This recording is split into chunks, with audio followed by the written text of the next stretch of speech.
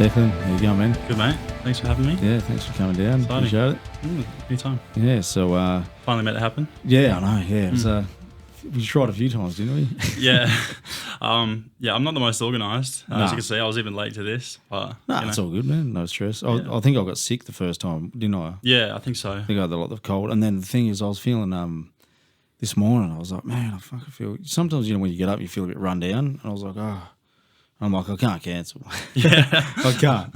I know. I was the same. I was just like, there's like no way. Like, even if like my car breaks down, I'll just like, I'll make it work. Thumb your way here. Yeah. I'll pick you up. Yeah. No, the train Exactly. station actually not far down the road. Probably, worst case, could have just get off at the Lakeland station. I'll pick you up. Nice. Yeah. Whatever. But Hopefully come in one piece. I should probably tell more people that because I've had a few people that couldn't make it last minute because of, like a car thing or something. And I forgot. I was like, man, there's a fucking train station like a minute and a half away. But anyway, so what's been going on? I guess not a lot. I mean, a lot at the same time. We've been, I guess in terms of the band, we've been keeping busy. Obviously, we're supposed to be in America now. Yeah. That didn't work out. Was it like a visa thing or something? Yeah, so to get to go for that, we had to apply for like a working visa. Yeah, okay. Because you get making money or something. Yeah, because the festival's obviously paying us, and they was like contracted, and we were going to be doing like a tour as well. So that, the Dropout Kings tour. Yeah. Without Line in Colour, we were going to be on that as well. Yeah, right. So that was going to be like 13 shows across America. Fuck, that would have been awesome, man. It would have been, but it was like a bit daunting. Like I think we weren't really ready for it, to be fair. Yeah. Like maybe it was like a blessing in disguise. well, that's it, isn't it? Yeah. But visa thing. So to actually get approved for that, so we had some lawyers that were based in the US that were going to help us with the visa, and they just said that because we don't have like the history, obviously like we kind of got put on this festival because of like our fans kind of like called out for it, and then they were just like, oh well, like people are saying your name, so like we got to get you on here. We've only toured internationally once, and we've only done like one other tour over east. Yeah, okay. So they just said like, yeah, you don't have festival credentials or anything like that. So yeah, they just said it wouldn't be worth even applying. You'd probably put 10 grand down for the application and it wouldn't work. Yeah. Yeah, right. Bit disappointing, but I mean, 10 grand. yeah. Fuck. Yeah, no, it's not cheap. Well, we were willing to do that, but Yeah. it's just, they just said it was like not even possible. And I mean, it makes sense now that we look back on it. Yeah. Like, we're just kind of like a band from Perth that like, we just have a lot of online followers. And like, You do have heaps. I looked on your page the other day and I was like, fuck, he's over 100,000. yeah, we just cracked 100,000 like a couple of weeks ago. We don't even have 1,000. It's unreal, man. I mean, we've been a band since like 2014. So like, Yeah, okay. That's actually when you put that into perspective. I forget about that because I see like some bands and I'm like, fuck, man, these guys have got so many followers. And then I'm look at them like, actually, if I look into it, they've actually been around quite a long time. It's just like it's like we were talking about a bit beforehand. Like it's like the way that like you have to go and market yourself, or the way that you have to do things now is so different to even 2014. Like when we started, like I remember like the whole thing was you get the band together, write some music, do a music video, put it out there, and hope it gets some traction. Now it's so different. Like you have to almost kind of like target your content to like being trendy. It's more like I guess they say content's king or whatever, isn't it? But your actual content or the way you put it online, it's like it has to be better than your music almost. Like, you know what I mean? Like sometimes it's more like the music doesn't matter. It's like it's the way you market it. You know what I mean? You could have like the shittest songs, but if you somehow doing something really cool, it'll go off on the socials. No, I agree. And I think that like we're almost like a testament to that, which is like, it's not necessarily what you want when you start a band out. Like you don't really want to have to be like trending to every sort of trend that there is. But I mean, it's almost the way you have to do to survive. It's like another job.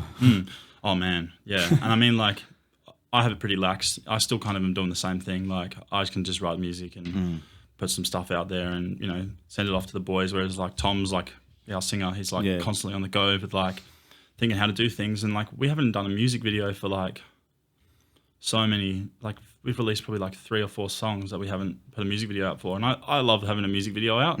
I feel like that's like the ultimate creation. You know, yeah, it is. Yeah, the final piece because you're like performing your song. So exactly, yeah, literally. And so I was saying to Tom, and he's like, it's almost like they don't even. It's almost like they don't even matter anymore. He's like, we can do reels and stuff for like little parts of the song, which is still fun and still kind of like a music video, I guess, to a degree. But you know, it's just for me, like as I'm kind of old school with all this stuff. Yeah, like I'm the same as you, and yeah, because now like you put out a 4-minute song or something, it's like, is someone going to sit through a 4-minute video? You want to hope they would, but it's like, yeah, because now you got analytics on things, you can kind of see your retention for viewers. Like on the podcast thing, I was looking at retention on my YouTube thing, and I want to not give a shit about that because otherwise I'll probably just stop doing it because, you know, it's not like it's going off, you know what I mean? And I just do this because I like talking to people, man,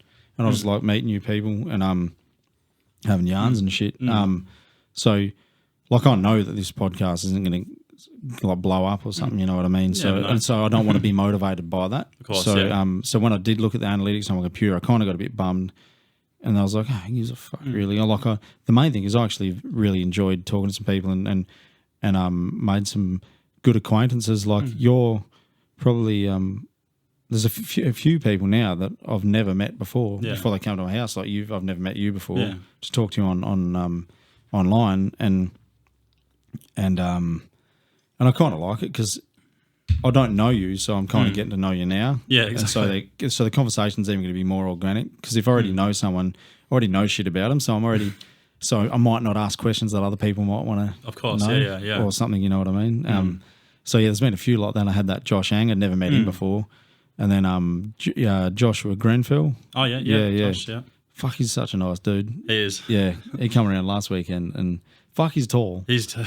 How tall is he? Like 6'8" or something? I don't know. Yeah. Fuck, I was like fucking gentle giant. Right? Yeah, he's such a nice dude. And yeah, because I'd never met anyone in that band. I'd never seen him live or anything. So I was like, when I opened the door, I'm like, what the fuck? Yeah. It's crazy, man. But I guess like back to what you were saying, like about the like, you know, the streams and like looking at your thing. It's like because that's the rawest form of like feedback that you can get. Yeah. So I mean, like it's easy to be bummed out for that, but like I guess it's like you said, it's about doing something that it's that like you can enjoy. And you lose perspective on this, but it's like, why am I doing it in the first place? Because I don't know what you do for a living, but I've said this a few times on the podcast. But do you really think you're going to make as much money in your band as you do at your job, or everyone in the band? How many members do you have? 4. Yeah. So say you make like, I don't know, you'd say you each week, you know, pull in like $6,000 amongst you or 7 or 8 or whatever, you know, for your income, for you to live. It's like, what band's making that much money? And you have to make that every week because you might have, I don't know if you have a mortgage or whatever, but, you know, if you've got mortgages and car payments and food and whatever and families and, you know. Being a muso. And then buying guitars and shit. And so it's like, if you have to make that every week, like I have to make a certain amount every week. That's why I go to work every week. Exactly. And then it's like, if you're in a band, nothing's guaranteed because like imagine if you were only just doing the band and that's it, you didn't have a job and then you trying to do that US thing and then it didn't go through. That's like now you can't eat. Or like potentially, you know what I mean? Yeah. What a stressful way to live. Like having to like, because it's so dynamic. Like things can fall through last second in this scene. Like we've all experienced it. Yeah. Like, and even just doing things is so expensive. Like tours are so expensive, and like you just break even. Like you're happy if you just break even. Do you think now, like obviously, I've never been in a touring band or anything, but not back in the 90s and 80s and early 2000s or whatever. But it seems like now there's so much working against being able to be like a touring musician or something. It's definitely. I don't know whether it's like it's just the harsh reality of what the industry is, or if it's like actually evolved. But I mean, we already are like kind of disadvantaged by being in this kind of genre, like, and in this state. Yeah, especially that because you know in the US you said you were going to do 13 shows. Try to do that in Australia. Yeah, literally. Like we're going to go like Tasmania twice. Yeah, like, exactly. Like, and if you go down the East Coast, you can only play a handful of locations, and then that's it. And literally. then look at the distance, man. That's like. Australia is the size of North America, really. Well, it's comparatively similar, isn't it? Yeah, So, I think it is. Yeah. so you're going to play 5 shows here, whereas over there, if you played every state, you can play 50 fucking shows. And I mean, like, that's even excluding like travel costs and then like, you know, getting Food. people to the venue. Yeah, Yeah. food. I don't know, like you've been on like a tour before, like you've been on there. I've been over east. Yeah. You kind of just like you got to really not treat it like a holiday. Like Yeah. you can spend so much money on just like having some drinks or like food and like That's right. you don't know when and yeah, like I just find that you just eat away all your money like on the tour and it's just like how Yeah, you got to change the mindset and yeah, because my wife wanted to come over next time we go over east or something, and I was like, I'm just letting you know it's not a holiday. Like if we go, yes, we could probably save a bit of money and then do our own thing, but just letting you know it's not how you think it is. And then heaps of people think that about like bands are like, oh, you know, when you see bands like an international band, a big band will put up something like whinging about tours, and then people are like, oh, you're seeing the comments are like, oh, fucking look at me, I can't fucking or whatever. Like, and it's me, like, I'm living my dream and I'm getting paid to basically travel the world and pretty much live on a holiday, and it's like, nah, man. No, they're eating like the shittest food you've ever eaten. They're staying in the shittest accommodation you've ever stayed in. Oh man, and underslept and like they're not sleeping, and there's all sorts of things. It's probably not that like it's probably amazing still, but it's not what you think it is. It's It's kind of funny when you look back at it because like it's so much work and like I think people don't just like I mean obviously if it was easy everyone would do this. Like I mean. Like writing, like people think that you can just write music and then like if it's popular, then you like, you know, you just go on tour. And if you're on tour, it means you've made it or whatever. But it's like, that's a grind in itself. You know what I mean? Like, it's like you realise I'm not making money on this tour. We're losing money. Yeah, literally. We're paying to play. And then people don't pay you on time. And like, I mean, I won't even go into that. But like, you know who you are. Anyway, yeah, it's just... Yeah, it's full on. People like I remember my partner. She was like, you know, when I went on tour, she's like, oh, you know, it's so exciting that you're going to be living this. Bring me back a souvenir. Yeah, or like, oh, like don't party it up too much. I'm like, what do you think's like happening on this tour? It's not like I'm like you know on a. We're not Skid Row or Pantera back in the 90s. Yeah, literally. I know we're not. There's no red carpet rolling out. Like I'll rock up on a bus up with like 7 dudes in the bus, and like you know it breaks down on the way, and I get like diesel all over my like guitar case. It's like. Yeah, it's like it's not as glamorous as you could imagine. Like, how different has it been though? Like, obviously, I didn't tour in the 90s or whatever, but you look at we can watch all the videos, the old ones of like. Have you seen the old Pantera home videos? I haven't seen their ones, no. Oh, but you get the gist. You know, like them and Guns N' Roses and that they were renowned for like throwing TVs out of hotel room windows and shit like that, and you watch them videos and it's like the fucking.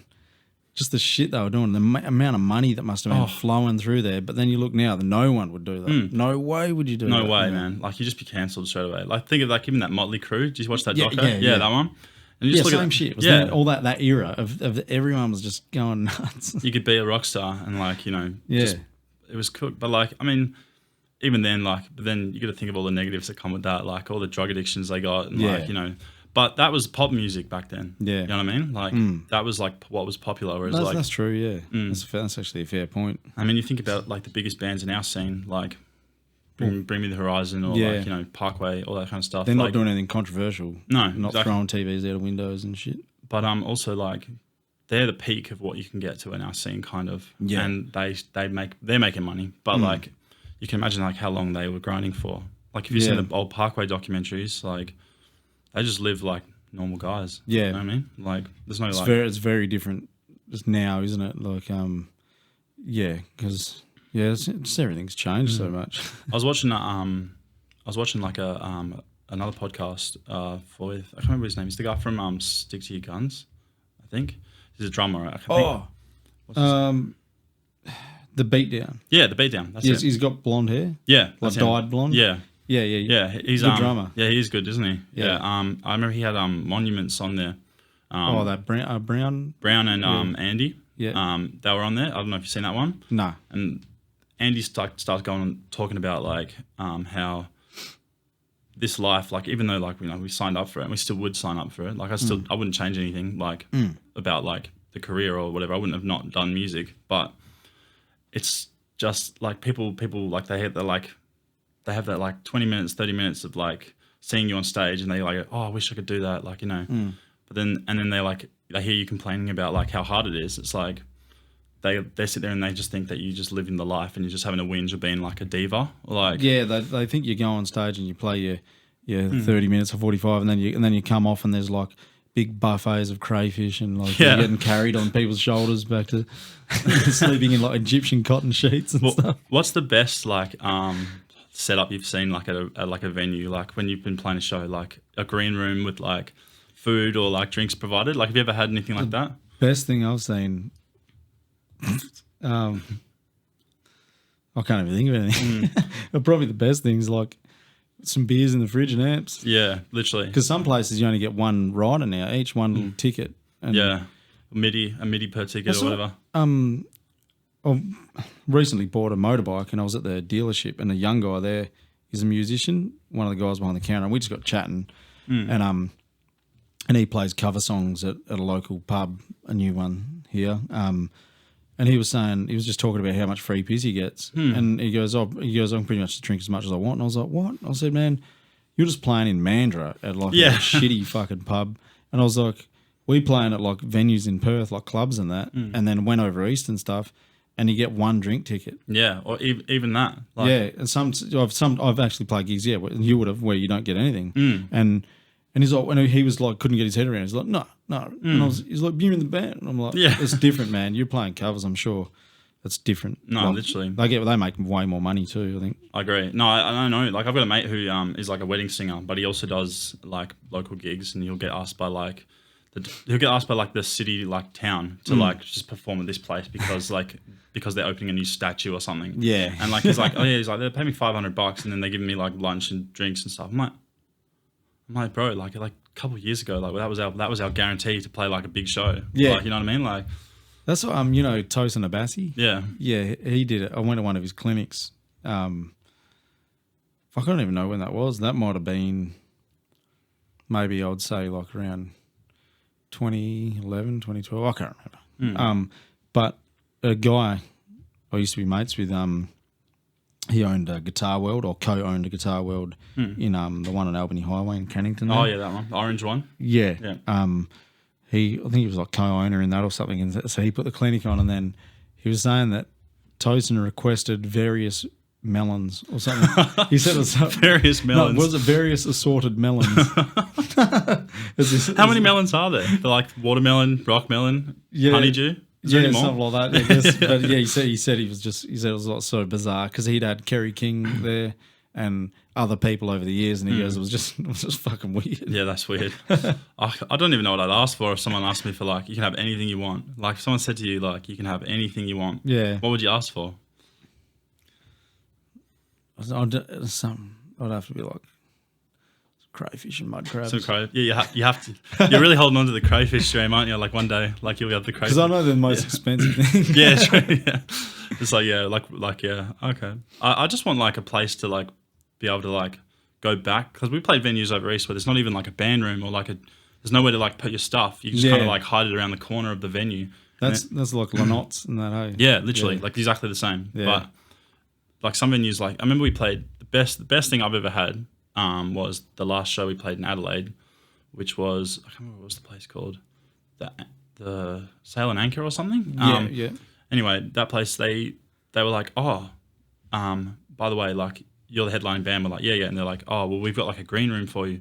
They're like, it's just upstairs behind the bar and stuff. And I was like, oh, cool. And then they took us back there, and there was like a room that was like up the top of the venue, and had like a couch, and then there was like a fridge with like drinks in it and like some chip bags and stuff, and I was just like, this is it, like this is like the best thing I've ever experienced. And that's cool. Could sit back there and tune my guitar and restring it and not have to like do it in front of everyone, because I feel like it's a bit I feel like a bit weird if I'm like sitting there restringing my guitar in front of like people that are coming to watch us. I don't know. I know what you mean. Or you're sitting there warming up, I just feel awkward. I'm like, I can't concentrate, and I can't like zone in.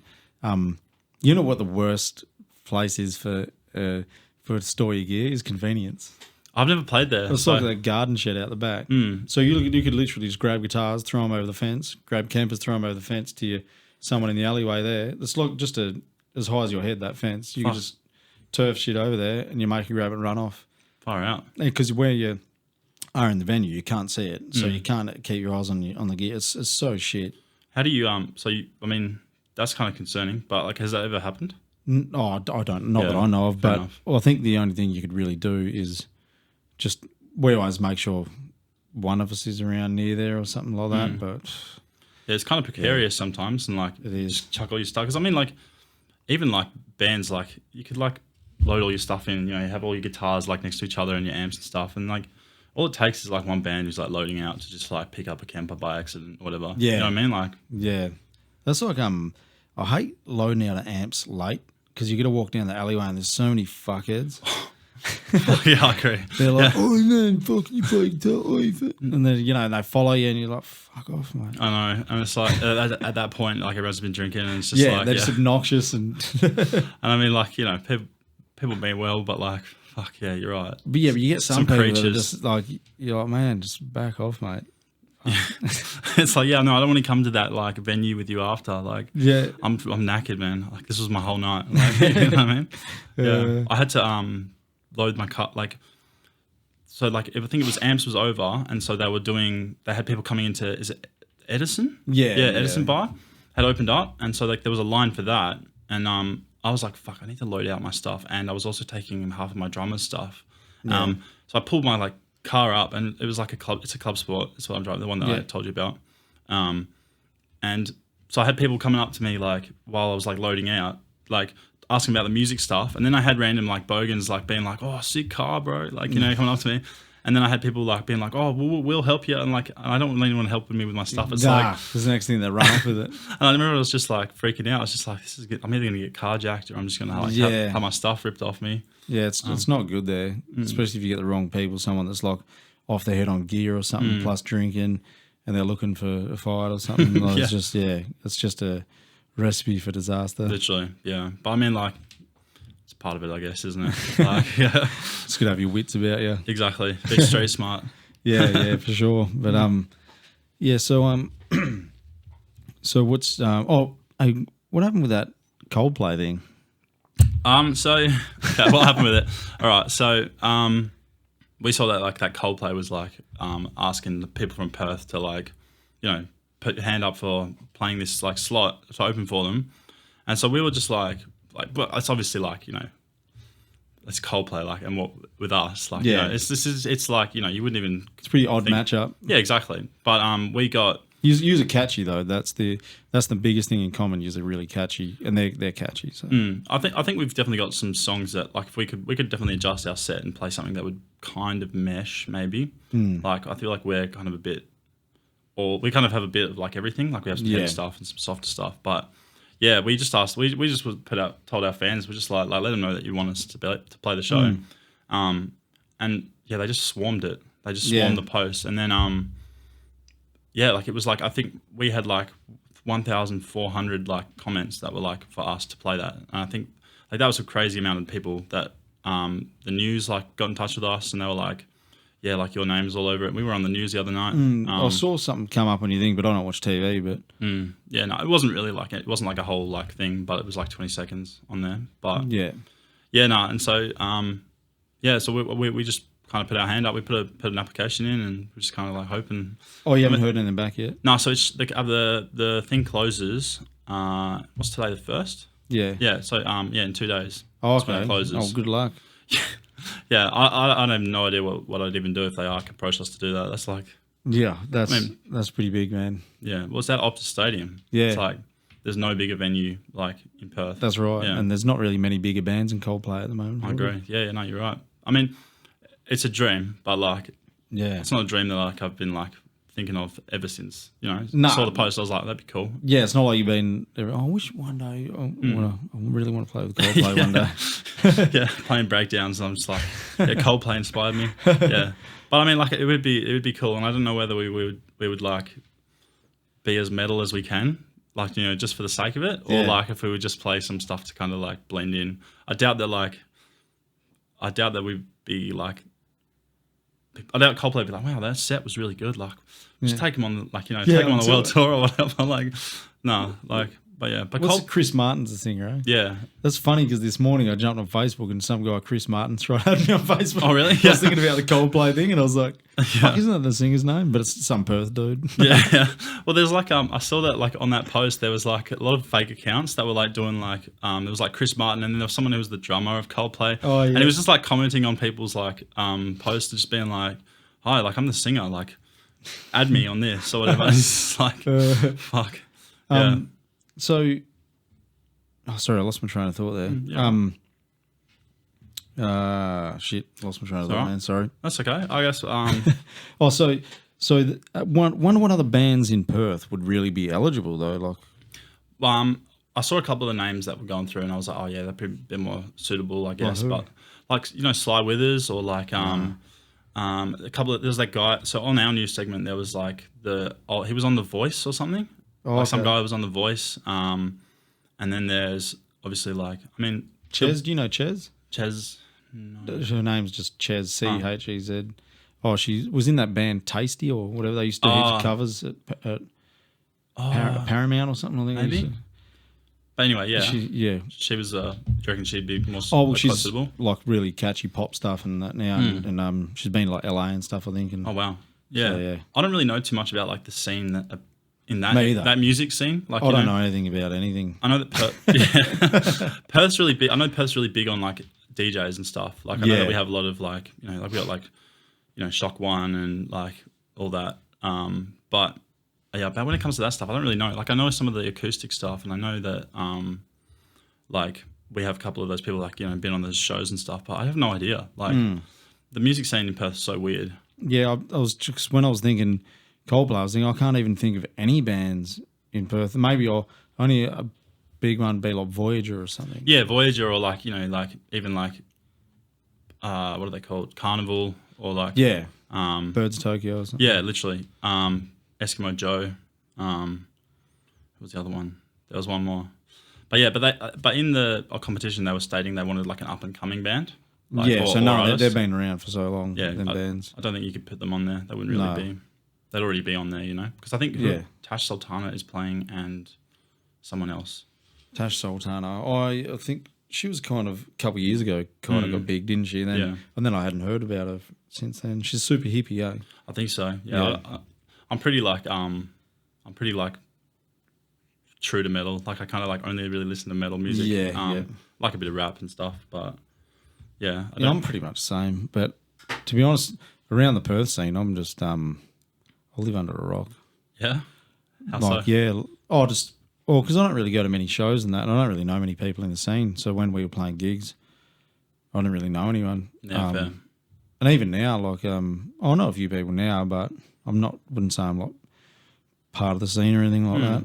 Okay. Well, I mean, you're part of the scene. You play music, and you're in a band that's in the scene. And yeah. But I meant like say like like the guys in the Outer Eyes and all that. They're pretty active in the scene and that. Yeah. Whereas we kind of play gigs and then just disappear. Yeah, no, fair. But the only thing is because I live in Mandurah. If I lived in Perth, I'd go to so many more shows. But it's such a fucking trek. It is. Hey, how long does it take you to get to Amps? 45. Yeah, true. Yeah. Yeah, so that's still a pretty big commitment if you want to go out for a night. It's a pain in the ass. What are you going to do? Catch the train up there and you're going to drink and stuff? Yeah, but I don't even like going on the train. There's too many dickheads. So yeah, Mandurah line. Yeah, I just seem to attract dickheads. I mean, yeah, no, fair. I'm the same though, man. Like I don't really like. I used to go to a lot more gigs and stuff when I was younger. Yeah, I feel like I was like searching for like my group or whatever. Like but now I don't really care like too much about that. Like I like good people and nice people and whatnot. Yeah. I have time for them, but I'm not going to go out to a gig just for the sake of going out. You know what I mean? And I know what you mean. I really go out for the bands that are playing. Yeah, I know what you mean. Yeah, because I don't really go to many gigs. Like the one I'm going to go to next one is Dark Matters. I think it's on the 22nd or something. Oh yeah, this month. Go to that because I've never seen him live, and I had Josh on here. Like it's the least I can do. He made the drive down here, so fair enough. And it would be They're cool. quite good. They're really good. Yeah. I think maybe Pincer might be playing. Maybe I don't know. I can't remember. Yeah, I saw them last at. Who did they play for recently? There was a big band that came down. Oh, Like Monster Flames and what's it called? Oh, yeah, yeah. I know.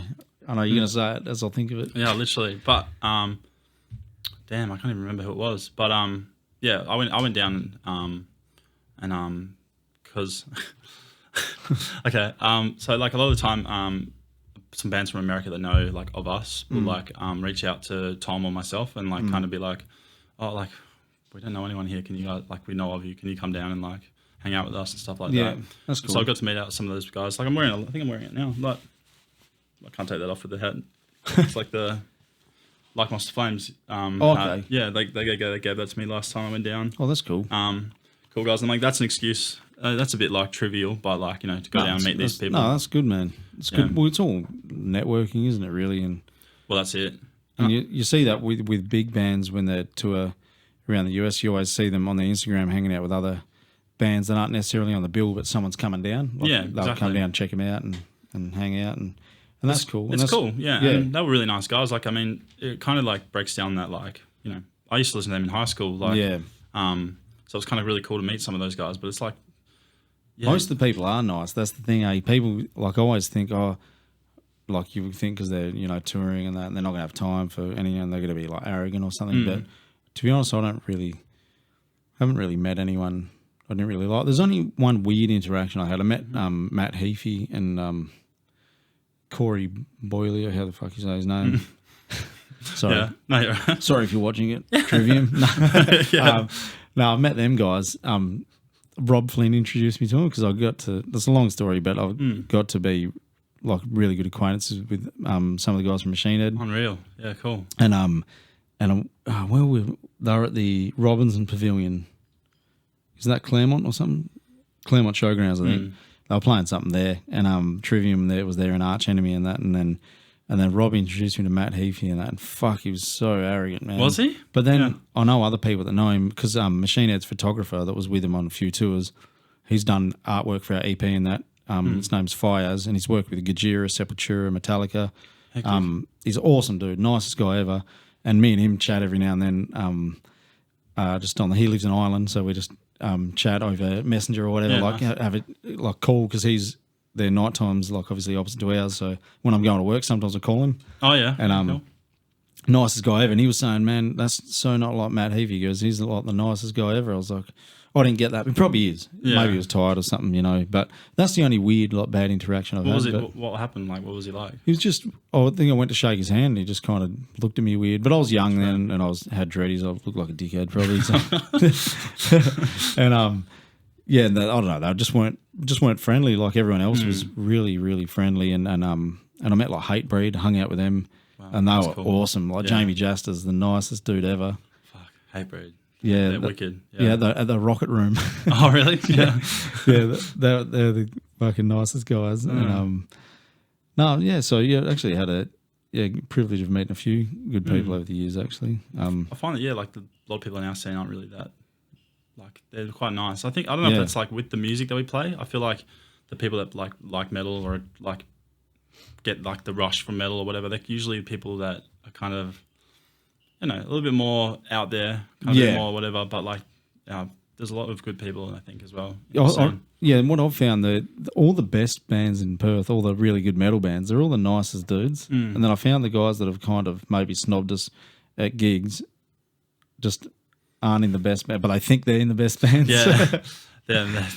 But the guys are actually legit good, like, you know, like guys from like Dark Matter and Pincer and yourself and that, all the nicest dudes. I find that and I don't know what that is. Like, I think that you get those people that are like really like they just like kind of nerd out a bit. Like I know I nerd out a bit about the audio stuff and then guitar stuff, but like the people who like just worship themselves and they kind of like think they're the top dog or whatever, and they write the best shit. And if their music doesn't sell, it's because, you know, something else fell through or people didn't like, you know, people just didn't hear about it or like they had to rush it or something. Whereas I feel like you don't really like get through life being that kind of person. No, exactly. There's no. I love meeting people. I love like same. I love talking to people. I love like just good human connection because I don't know what else are you going to do. Like, well, that's why I started this podcast because heaps of people like in my work because I work in like it's kind of, I guess, construction and resources and maintenance and industrial kind of shit, I guess. A lot of them guys just drink beer and watch footy or what. They don't get this. You know what I mean? I've told them like about the podcast. I don't really tell them much because I don't care, but they don't get it. They're like, oh, what do you want to talk to people? Yeah. Okay. And I'm like, oh, no, I'll just go to work and, finish off and come home and drink beer and watch the footy. Like, and I find when I ask them stuff, like we'll be sitting around a job, might not be doing much, and I'll just get talking with them, and they kind of find it weird that I give a shit about what do they get up to out of work or what do you, and then we get in these real deep yarns, and you can tell that they're like, it's uncomfortable for them. Yeah. And that was weird for them. It's different. Yeah. And So do you like a bit of an outcast in that regard? Not outcast. Yeah, definitely. Always have been. I was actually talking with another mate the other day on the phone. We were just talking about, I don't know how we got onto it, but I was just never fit in with anything. But even at school, I always just did my own thing. Yeah, okay. I was never like cool. Never even really tried to be cool, I guess, because I was like, I can't. I'm shit at sports, so I'm not that. I'm not athletic. I'm not like a jock kind of dude. Yeah. I'm not really good at anything really, so I was doing my own thing. Play video games and. You reckon you're introverted? Yeah. In a way, I'm probably not as much now, but definitely was then. What about yourself?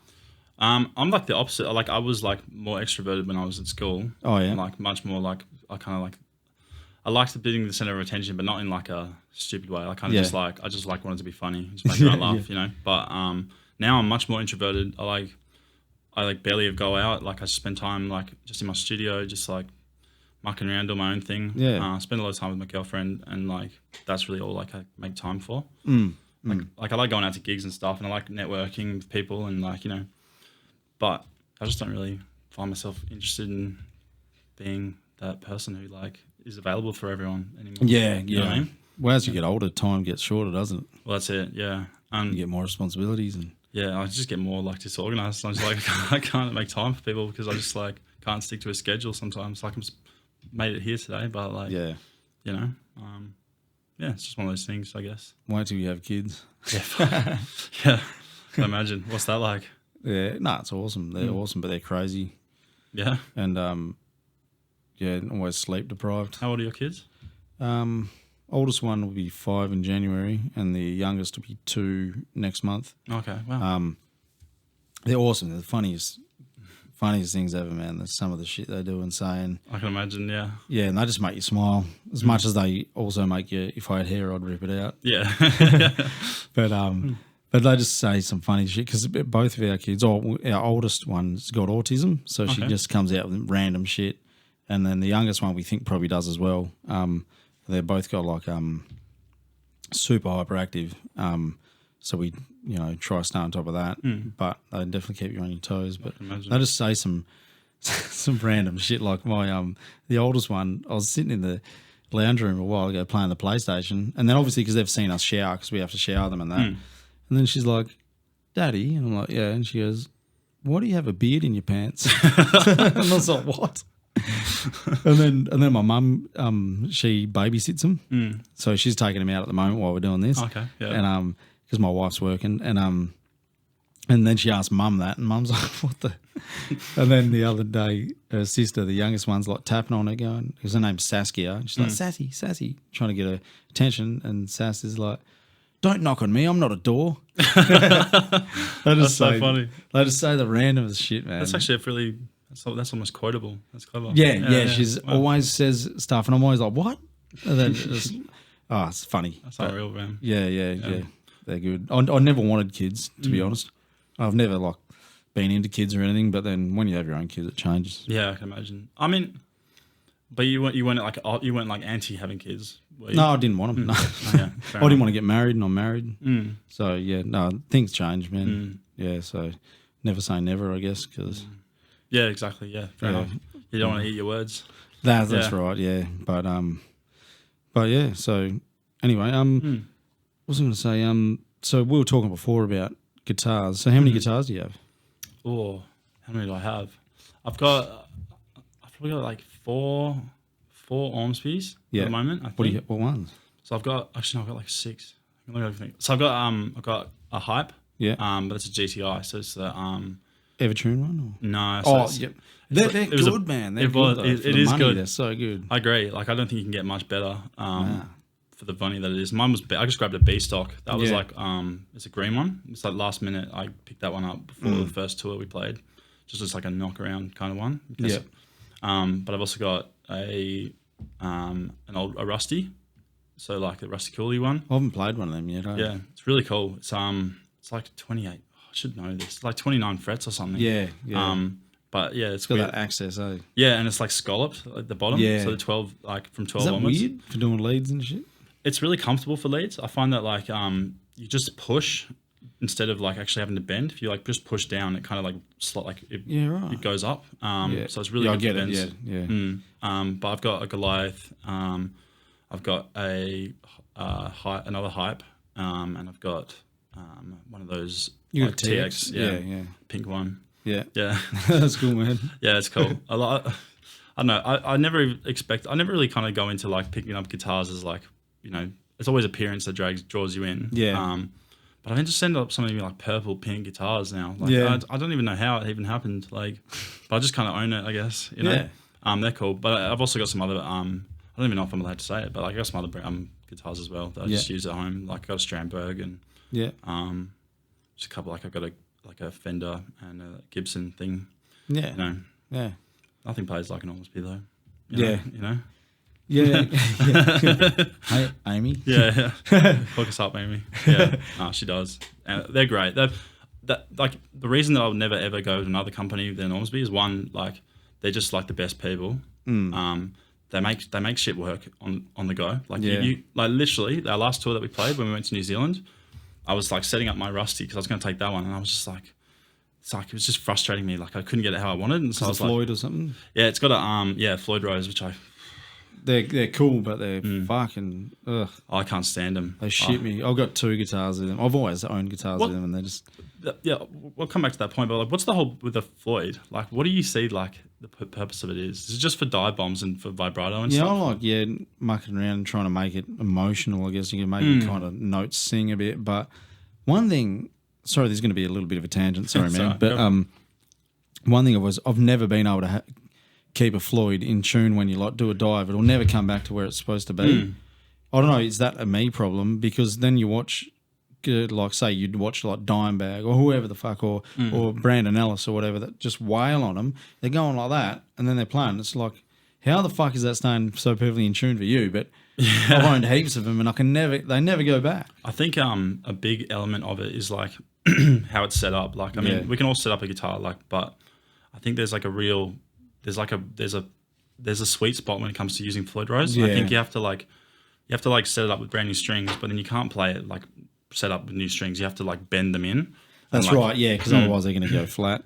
But like, yeah, I'm the same. Like I've never been able to keep them in tune. Like even just restringing the Rusty for me was like a 4-week like ordeal trying to like get it right. You know. Yeah. And for me, I just find that the benefits outweigh.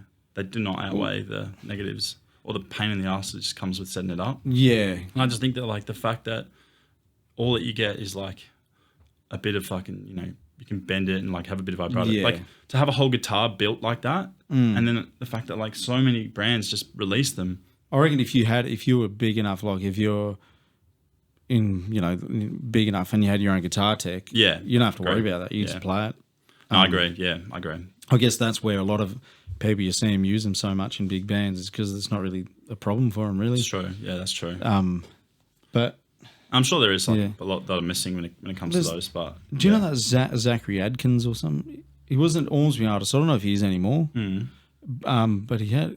I remember seeing his stuff on Instagram. He's an amazing guitarist, and he had a Rusty Cooley guitar, but he took all the locking nuts off, and he was just made a video. And he's like, "There's a lot of misconceptions about Floyds." He goes, "You don't actually need the locking nuts," and he was just wailing, not doing things. He goes, "Look," and then he showed us perfectly in tune. Oh, wow. He just must be setting it up so fucking so perfect. nice, yeah. But I bought a Goto Floyd from Japan for one of my Ormsbys because it was gold, and I was like, I want a gold one, and I made everything gold on it, and that was a really expensive one and all that, awesomely made and real nice knife edges and that on it and all that, and that's still just like it stays within a bit of tune, but it's never perfect. It's like if I played that live, it would sound bung if I did like a chord or something. It would after I did like a fuck around with it. Do you feel like they look like all the strings lose the same amount of tuning it together? So like you can play a note and it still like works within the they actually still work together. But then the rest of the band, it sounds like literally, you're definitely gonna hear it. And I played it live a few times and. Few times like, oh shit, and that's like something I was like kind of like have a bit of OCD with. It's like if I hear it, if it's slightly out of tune, like I just have to stop and just like I've done it live and I've had so many issues with like tuning live sometimes that like I literally just will like stop playing and just like tune back up and then keep going. Like, it's just. I think I need to speak to someone that uses them a lot and go, man, set this thing up for me, show me how to. I should hit up like Jackson Robb or something. I know he plays a lot of Floyds. Do you like the Evertunes? Yes and no. Yeah. What about you? I love the concept, and I love that like, you know, they are like really awesome, an awesome invention, like the tension and stuff, like it's genius.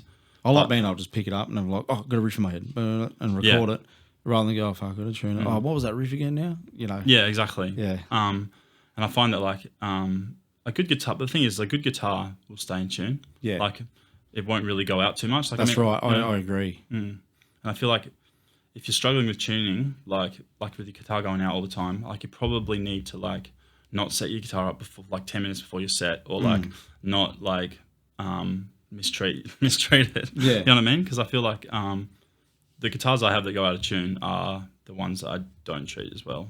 Yeah. You know? And like don't service or don't like make sure it's like not bowed and everything like that. Yeah. Well, that's one thing I noticed within here. Like if when I take some guitars to gigs and that, they that like say that green hype a lot, that just stays in tune. That thing always like it's almost like it's got an ever tune almost. Apart from when you hit a note hard, obviously. Yeah. It goes fucking sharp and flat and whatever. Do you play much leads like when you play? Yeah. Because I used to, not so much with the newer stuff, but. Because like that's when they go out. It's like when you're playing like bends and stuff like that. Oh, I haven't really had that. No, I haven't really experienced that too bad. But yeah, it stays in tune a lot. But I found here is if we put the heater on or the aircon, and then I come in here, these will be out of tune. Yeah, true. Yeah. Humidity. Yeah, that's a whole other thing that I never even realized was a factor in guitars. Is like keeping them in keeping them in their case and like making sure that they're not like exposed to any like different humidity levels. Like, but then some people say don't leave them in cases. Yeah, it's like I don't know. I never leave them. I don't know what to play. The only person I'd probably ask is Perry because of course he would know, I guess. But I haven't asked him. Don't want to bore him with menial shit. Yeah, but I guess back to Ormsby. Like the reason that we never leave them is just they're just so I don't know because they are a huge company. But they also feel like they're not that huge. Like do you know what family. I mean? Yeah, literally. Yeah. Like, and you go there, like you go down to the shop and like there's, you know, they got all their guitars along the wall and whatnot. You're like, but these are the guys that made like the guitar for Jared Dines and stuff like that. You know, like they've been around. They were like the first brand that like was, you know, in this like premium guitar custom market. Yeah. That wasn't like one that you'd buy at a guitar shop or whatever. And they were like the first brand that like really got out there. Them and Kiesel, I think. Yeah. And it's like. They are massive, and then they're just in our hometown. Yeah. And they're just so they just have so much time. Like I chat with Amy all the time. I chat with like you know, like you saying you like you know Perry like so well, and like it's crazy. Like how could I leave this company? Like you know, like, I think because when you go down there as well, they're just you don't ever get like snobbed off, or they're not even if they're busy, they'll always make time to have a yarn with you. Exactly, and they're also like quite honest, I think as well. Like, that's what I like about Perry as well. He doesn't blow smoke up your ass. He's a really direct dude. Straight I know shit, that. Yeah. I know that. I think some people get the wrong impression because you hear people say things, and I've heard, over the years, people, obviously because he's so direct and that they take it the wrong way. But I prefer that. I don't like people wasting my time or blowing smoke up my ass. Exactly. I'd rather just tell it how it is. Yeah, exactly. And I mean, like at least like if he tells you something, like. It's just gonna be like that's how it is, you know what I mean? And like I don't know, and like to think about like I can understand how people might think that he's a bit like brash or whatever, but he's also imagine the shit he deals with. Yeah, I know exactly. You've been on the you're on the obviously the Facebook group there, and some of the questions people ask, it's like It's like, bro, don't post this. And then they tag him, like Perry Head or change a string or something stupid. And it's just like, he must just, because his phone would go off. So much shit all the time. He must just be like, for fuck's sake. It's funny because you see some replies and you're like, he's been hammered today. You can tell because he's just like, yeah. And I mean, and like, but there's like a lot of, there's integrity there. Like, it's like, I think the thing that people get upset by is he'll just be like, see the other post that's like pinned, that's referring to like how to deal with this. Yeah. People are like, oh, like don't get all up offended, like don't have to be like that. And it's like, bro, like don't waste his time. He's like, there's other people asking, and there's people that are asking him heaps of dumb shit too, man. So it's just like, just give the guy a fucking break. Why can't I put like a 90 gauge string on my like 6 string? It's like, bro, what the? What are you that doing? annoys me so much when people do that. Oh, it won't sit right. I'm like, yeah, it's because it's not going to fit in the groove in the fucking bridge, bro, or the nut. Like, yeah, and then they like break something, and they'll try to blame the company somehow, and it's just like. I saw this guy that posted saying that he wanted a refund, and it was like he had this bridge, and it had the intonation screw that was on there in the saddle was so worn and warped, and he said that he just bought this, and I was like, bro, you must have been sitting there cranking that thing, and he's asking for a refund like it was a manufacturing fault. And I'm just sitting there like, nah, you don't just go in there and like just guess, like, you know what I mean? It's a guitar, bro. Yeah. Some people, man. Yeah, I know. But yeah, like that pink TX that I have, I picked that up the day of my tour to New Zealand. So like, I literally just hit up Amy and was like, "Do you have something in stock like that I can just grab?" Like, you know, I'm really frustrated at my setup at the moment, and like I'm off the tour and I'm like freaking out. And she's like, "Yeah, done." And she's just like, "Boom, you know, set up 7 string, ready to go in the tuning I wanted." She's the best person for that job too, because like every time I ask her something. And she's always busy, but I'll always get a response, and it's pretty quick. Yeah, I agree. And it's just, and she's just the best person for that as well, because she's funny as fuck. She's easy to get along with. There's never any dramas, never any hostility, never any like bitchiness or nothing. She's always just super cool. And you can imagine like how much stuff she has to do as well. Yeah, and just some of the stuff. Like she must get asked by people and that, and she's alluded to a few things before. People just dumb shit. And it's like, I know, yeah, and I think you're right, man. Like, but like she's a big part of the company as well. Like for me, like the Ormsby experience comes with all of that, and like, absolutely, I agree. But yeah, so we're gonna be off to NAMM together. Yeah, which is pretty cool. Can we say that? Yeah. I guess so. I've said it before on here, so yeah, that's pretty exciting, man. Like I've never been to NAMM or because I didn't know you were going because I said to Amy, said who else is going, and then she gave me a list of people, and I was like, I don't really know anyone on there. I know the names obviously from the group chat thing, but.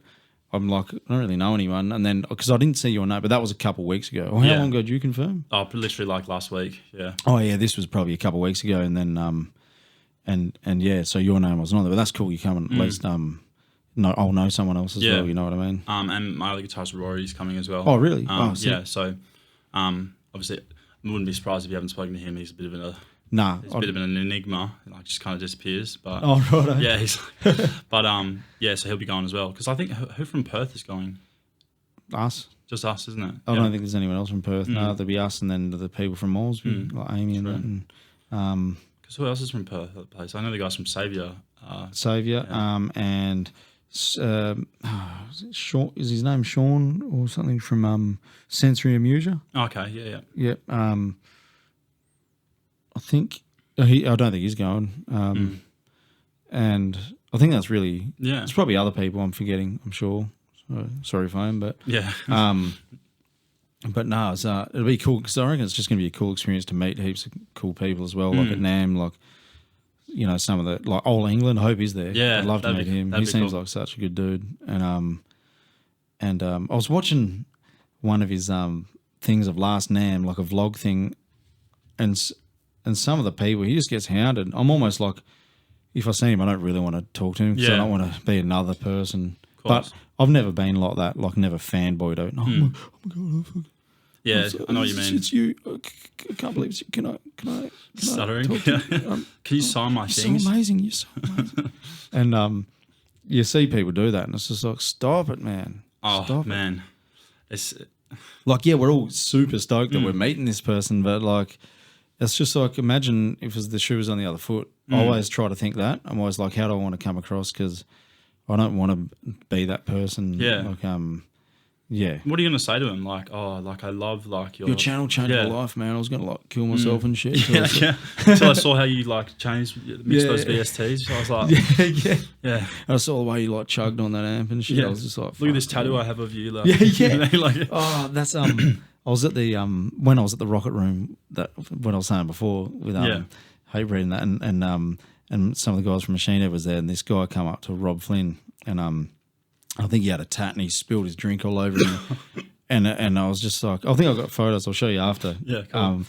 It's just like, it's like, you're a fuckhead, man. Yeah. Like, what are you thinking? This guy comes, I can't believe it's Rob Flynn. He's like trying to get all his mates. Like, man, leave the guy alone. Yeah, literally. Like, yeah, come and say hello, but don't go, hey, everyone. And don't like dehumanize him, like, you know. Yeah, and then it's like, you're just going to ruin it for everyone else, because now he's probably going to want to go out to the hotel, and now no one's going to get to hang out with him, and it's your fault. Yeah. Because you just don't know boundaries, man. Like, and this is what people forget, is that these people, they're just literally just people like us. You know what I mean? Is when you, and you know, you're like you're saying, you've met some big bands, and when you do meet him, you actually go, oh shit, this guy's actually just a normal dude. Yeah, literally. He's like, after a while, once you meet a few people, you're like, actually, this guy's just a normal guy. And then that's what you see, like you see online drama, like, you know, when someone leaves a band and then everyone's like doing all this shit talking. It's like, being in a band and when they do that for a job,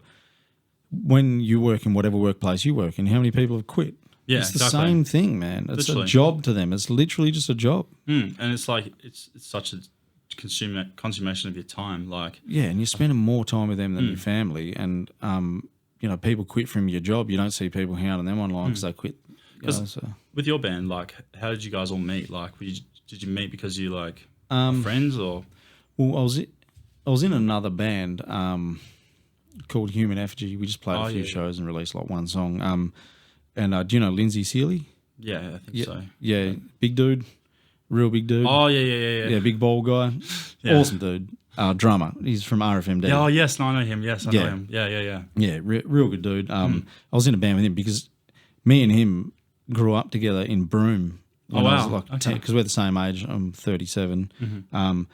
And we were 10 years old and we were best mates. And then I shifted away from Broome back. We shifted to like Margaret River or something. I can't remember. And then, you know, we fell out of contact until I think I was 27. So it was like 17 years later.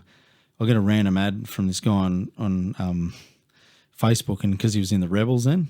And, and he had all this bikey shit on his thing. And I'm like, fuck, who's this guy? This guy's, have I done something wrong? Yeah. And he sent me this thing and I was like, fuck that. I'm sure I know that name, but I'd forgotten. I've got a terrible memory. Of course. And then he messaged me. I said, hey, man, do I know you or something? I can't remember how the conversation went, but he's like, yeah, we used to be best mates. Don't you remember? He used to come over your house.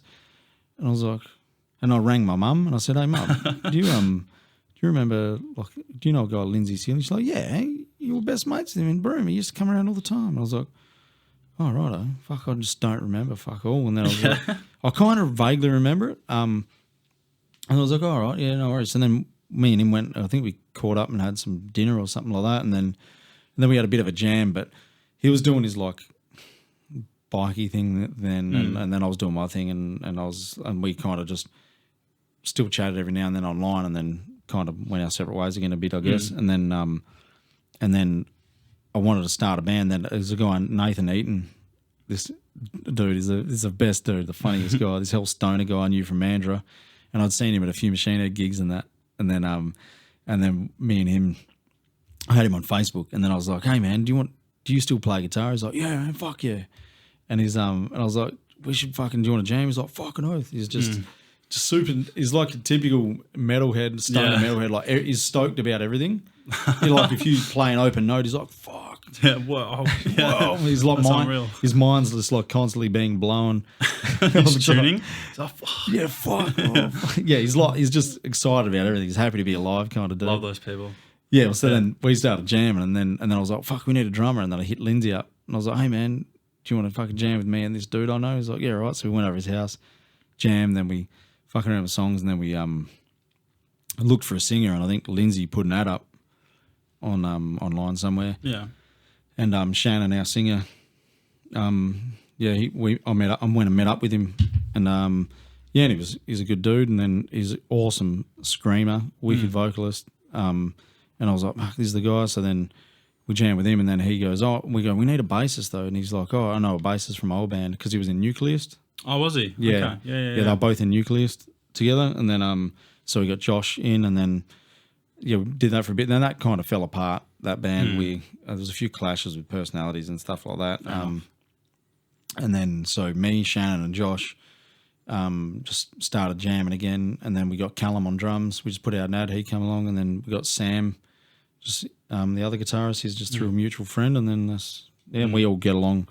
Right, we've never really don't have any arguments. We just get along. And when we went over east, that was going to be the test of whether it was just funny as fuck the whole time, just stupid jokes. Yeah.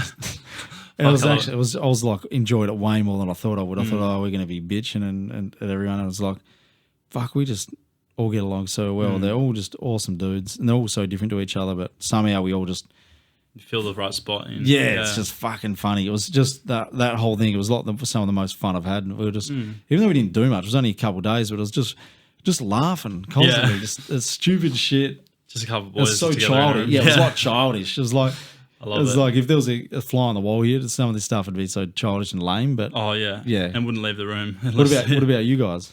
Yeah, so I went to school with Tom. I was actually like friends with because he's a bit older than me.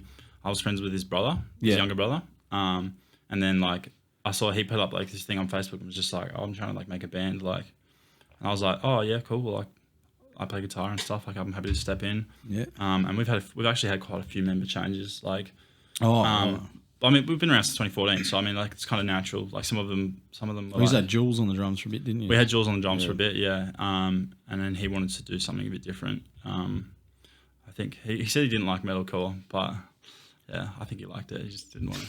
No, I'm just kidding. If you're watching Jules, love you, bro. So we had Jules for a bit. We've also had we had a bass player, Andy Picard. He played in what are they called?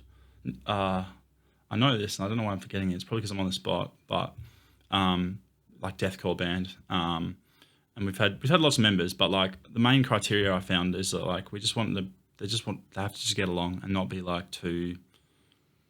too controversial, I guess. Like, I mean, when we had Andy in the band, like he loved Trump and all that kind of stuff, and like like fair enough, like it was fair, but like it got to the point where he was wearing like Trump shirts to shows and stuff. Yeah. And I was like, even if we like agree with you or whatever, you don't want the whole band being judged on that. Yeah, exactly. Yeah. And like that's why we never want to be political. You want to kind of keep politics out of it. Yeah, that's like kind of like what you said. Like politics. Like everyone just has a different opinion, and I'm not too strong on like politics. Like I don't really. It's so divisive. Yeah, like it is, isn't it? And like I hate the idea of like I really don't like cutthroat like just stances on anything. No, like, I don't really like being.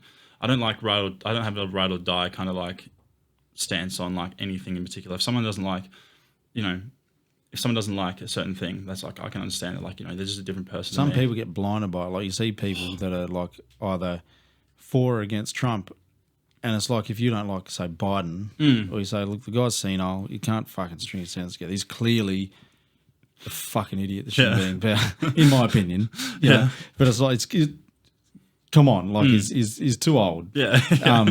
And it's like but they're like, oh, was you love Trump? So no, I think like it's like I'm not one or the other. It's like I think Trump said some things that I do agree, but I also think is like a massive narcissist and all that, and he says some dumb shit. You can be a good leader, but you can be good for a country, but you can be terrible for like the social like agenda of the country. Exactly, like it's like but Americans I've found, not all of them obviously, but Americans that are into politics, they're so into politics. So, they are, aren't they? Yeah, there's they a put big like shit on their thing. front lawn. You see like yeah, like oh man, but I mean I guess it's the same everywhere. Like Australia though, people are just like, oh whatever, who gives a fuck. As long as I can get beers and watch footy. Oh fuck. I know, and then.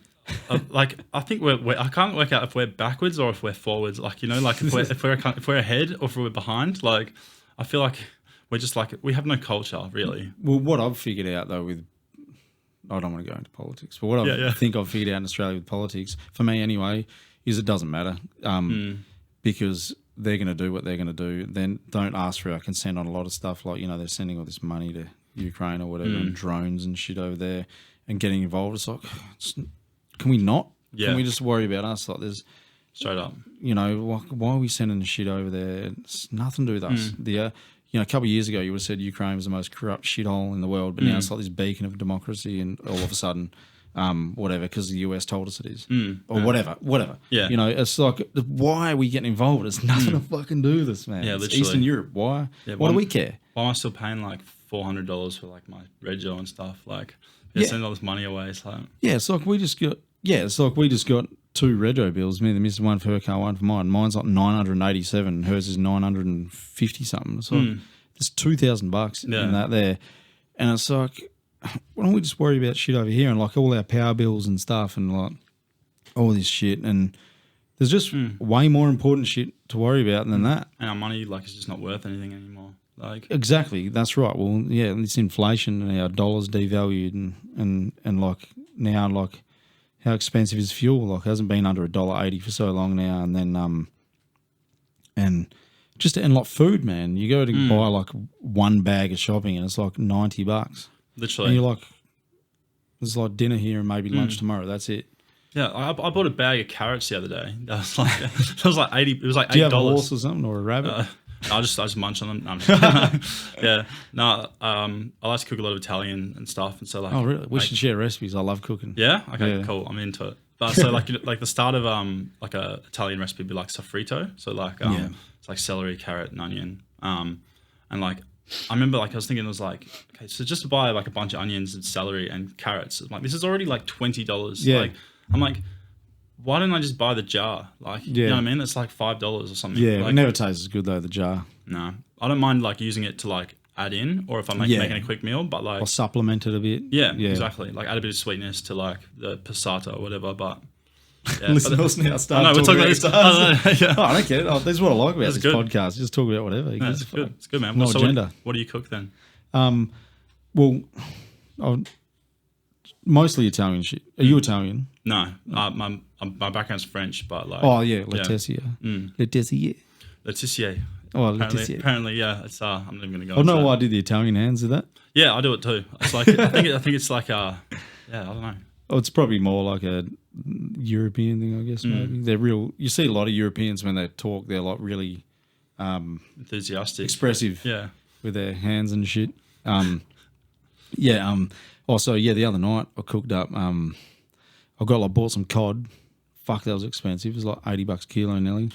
And then some tiger prawns. And then I just found this recipe on that Yumly app or whatever. Oh yeah. I was just scrolling. I was on the couch. I was like, what can we have for dinner? And I was like, scrolled. Oh, that looks good. Cod with like the cherry tomatoes. Oh yeah. Cut them in half and then like saute them a bit with oil and garlic, and I used a bit of butter, and chili flakes and some basil and white wine and lemon juice and lemon zest. Damn. Nice. Yeah, it was awesome. And then you wait till the tomatoes, like they cut in half, wait till they start blistering, but still kind of keep their form. Then chuck that in a bowl, then cook the cod and the prawns, then pour that over. Then we had it on rice, but I said to the missus, I said, I'm cooking this again, but I'm going to do that and toss it through spaghetti. Yeah, nice. That'd be unreal. Mate.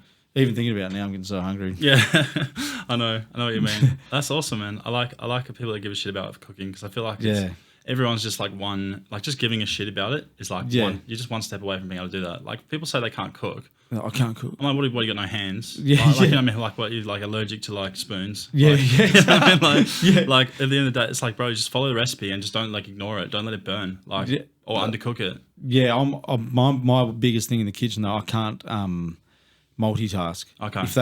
If I'm cooking the food there and there's pasta on, I'm like, I can't do that. So the missus, I'm like, you cook the pasta, I'm cooking the food, you do that, because I can't do it. I don't know why. I just get like, I get overwhelmed. Yeah, no, fair. And then I'll like freeze up, and then I don't know what I'm doing, and I'm like, everything's fucking on fire. Yeah. Where was this? Yeah. I know what you mean. I struggle with like keeping clean. So people are like, oh, clean as you go. Yeah. I'm like, fuck, I can't do that. Like I'll have like this thing's bubbling and spitting everywhere, and I've got like spoons there, and I'm like, I just push to the side, and I'm like, I have everything done after, but like. Do you have a slow cooker? I do, but I don't really cook slow cooker food. Fuck, I love them. You cook a cacciatore in there. Oh, I really? love chicken cacciatore. Yum. That or what did the missus cook the other day? I found a red cookie, cookie. Red cookie. Yeah. No, I found a Thai red chicken curry. Oh, yeah, you can do sick. in a slow cooker. And the missus does that, and then I like them making that for lunches. Nice, you yeah. slow cooker, you just cook a massive feed and then just chuck it in containers. And I love doing shit like that. And then my missus does like this pork belly thing in there. Oh, man. Do you like meal prep? Like for work? Like you eat the same thing? A little like bit. few days? Oh, no, because I get sick of it. I try to do it for a couple of days, but not too many. I can't do it for like a week where you see like bodybuilders do it. I'm just having chicken for a week. Yeah, fuck that. I can't do that because I get so fucking bored of it. So, no, I do a little bit, but probably for like could be mine and Mrs. dinner, like That night. say tonight, then tomorrow for lunch for me and her, then maybe we'll have it again for dinner. Yeah. And then maybe I might have another bit for lunch. Maybe. No, maybe. fair. Yeah. If And it's then, really then good- that's it. I can't eat it again for a bit. No, fair. Yeah. Do you What about you? Yeah, I'm the same. I think I don't know. I think I end up like about that. It's just like how like far it goes. You know? Yeah. I enjoy everything that like I guess like I don't cook shit I don't want to eat. You know. Yeah. So like it's usually pretty enjoyable. But I don't have like a massive like variety of like meals that I cook. Like No, me either. I cook probably like 8 things. Oh, really? Like, maybe a bit more, but like 8 to 10 That's good. things, and like that I like know I can cook well or whatever. Yeah. But yeah, I don't really branch out too much from that unless Yeah. like something catches my eye. Like I started making savoury mince now. Yeah, right. You know, it's just like something so simple but like so good. I ate it so much when I was a kid. It put me off, to be honest. Well, that's what we grew up on savoury mince because we didn't have much money.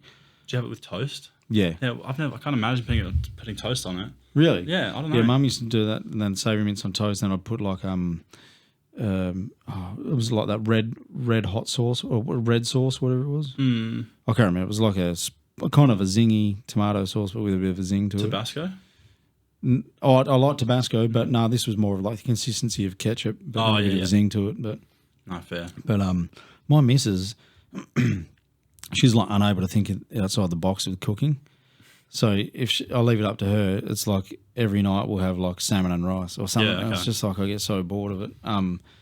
So what I end up doing is I end up just looking up recipes and send them to her. Cook this, and I'm like, why can't you just? She's like, how do you find these recipes? I'm like, Google. Yeah. And I just literally look shit up. When I get hungry, I get like super creative in my head. I'm like, oh, I really want to fucking That's cook cool. this. So I find that I get like that, but when I'm in shops, like if I'm going shopping, then I'll be like, I'll see something like I'm like, oh fuck, like, Yeah. oh, how would I cook that? And then you kind of like, I'm looking at recipes at the shops. Yeah. Like, yeah, I think that's it. Yeah, but So is it mostly Italian kind of food you cook though? Mostly Italian. I really like learning the traditional like versions of it. Like so like cook carbonara with like pecorino and like guanciale and all that stuff like that. Or like no cream, like tossing it through, that kind of thing. Or like I just like using like you can go online and you can see like, you know, people like Italians are really like quite like cook it this way only, otherwise it doesn't count. Yeah. You know, so I like to learn those ways of doing it. Yeah, I like the feel- nonnas. yeah, recipe. literally, like yeah. Yeah, because you find like heaps of people rely on the jar for shit. And it's not as good. I mean, it's better than eating like fast food. Like, at least it you're is. still getting people like to like try and make their own food and yeah, stuff like that. Yeah, But, I agree. But then I did this recipe a while ago, and I put all these ingredients in like the big pan pot thing, whatever you call it. And it was, I can't remember what it was, but I remember I had to have them in there for ages, and then it reduces down. yeah. And I'd never done that before, but it was this Italian thing, and then it's literally you're making your own sauce. Oh, Kind of almost, and I was just like, man, honestly, it does make a difference. It tasted fucking amazing, man. it's like that. So fucking good. There's just elements to it that you can't just like sup in. Like I know people like will have their own food. Like when I make pasta like bolognese or whatever. Yeah. If like someone then just wants to put like cheddar cheese all over the top of it, I'm just like, why? I'm like, why would you do that to like this thing that I cooked for 5 hours? Like, you know what I mean? Like it's tastes how it is, and then if you want cheese, it's like this is the grated parmesan. Like, you know, like I just find that like it's like don't like eating is whatever. You know, if you're weird with food, I can understand that. But, I'm like, a bit weird now. It's because the worst thing for me now is because I love Italian food, but I don't eat beef anymore, okay, and I don't like dairy yeah, anymore. I just went off it. There's no like, it's not because I love cows or something. All of a sudden, it's don't get me wrong, I do. They're cool, but Cows are cool. Shout out to cows. yeah, cows, they're fucking awesome animals, but it's not because of some like ethic thing. It's It just happened. To be honest, when I was growing up, I never really went crazy for beef or lamb or anything like that. I just didn't.